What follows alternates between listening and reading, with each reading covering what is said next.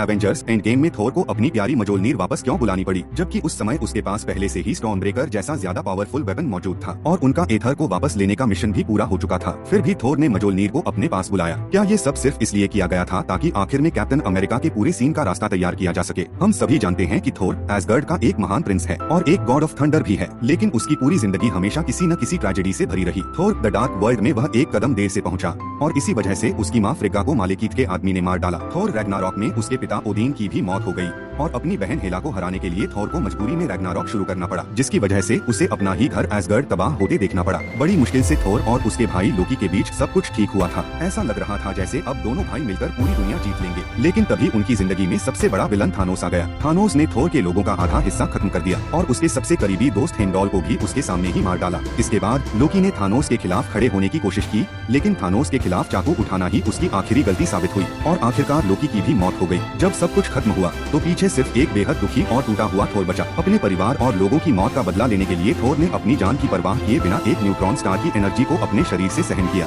सिर्फ इसलिए ताकि वह एक सबसे पावरफुल वेपन बना सके, स्टॉर्मब्रेकर। लेकिन जब उसने थानोस के खिलाफ पूरी ताकत से हमला किया तो उसकी एक छोटी सी गलती की वजह से उसने थानोस के सिर पर वार नहीं किया और फिर थानोस ने स्नैप कर दिया, जिसके बाद पूरे यूनिवर्स के आधे जीव एक पल में गायब हो गए और थोर ने इस पूरी तबाही का जिम्मेदार खुद को माना। इसी गिल्ट में वह खुद को संभाल नहीं पाया। वह शराब पीने लगा, दिन रात गेम्स खेलने लगा और पूरी तरह एक मोटे और डिप्रेस्ड थोर में बदल गया, सिर्फ इसलिए क्योंकि वह अपने अंदर के दर्द और गिल्ट से भागना चाहता था। इसीलिए एवेंजर्स एंड गेम में जब थोर अपनी माँ से दोबारा मिलता है तो उसे अपने पुराने दर्द को थोड़ा हील करने का मौका मिलता है, लेकिन इसके बाद वह मजोलनीर को भी अपनी तरफ बुलाने की कोशिश करता है, क्योंकि ओदीन ने कभी मजोलनीर पर एक खास एन्चांटमेंट लगाया था जिसके मुताबिक जो भी व्यक्ति मजोलनीर उठाने के योग्य होगा वही उसका इस्तेमाल कर सकता है। इसलिए थोर का मजोलनीर को बुलाना सिर्फ वेपन पाने के लिए नहीं था, असल में वह खुद को साबित करना चाहता था। वह जानना चाहता था कि इतने सारे फेलियर्स और गलतियों के बाद क्या वह अभी भी मजोलनीर उठाने के लायक है। और जब मजोलनीर उसकी तरफ वापस आता है तो थोर को पहली बार एहसास होता है कि उसके अंदर का हीरो अभी भी जिंदा है।